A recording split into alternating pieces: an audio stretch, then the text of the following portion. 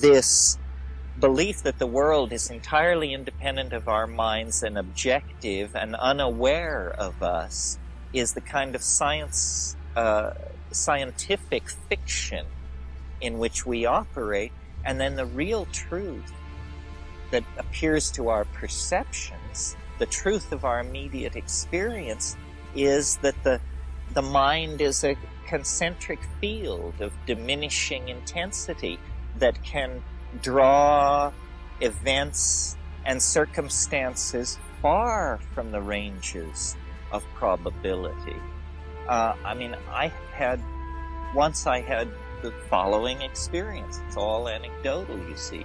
I was in a dry wash in the Negev desert, and there was absolutely no food, and I was a poor traveling hippie, a hashashin, and a cave dweller, and a ne'er-do-well, and it was like 120 degrees outside my cave, and I was sitting in front of my cave, smoking hash, and out through the shimmering heat, I could see this dot of a person.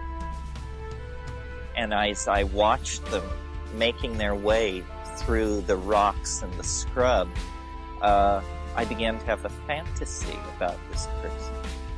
That they had food. That they didn't simply have food.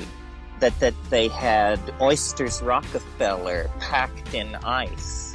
That they had Russian caviar. That they had Belgian chocolate.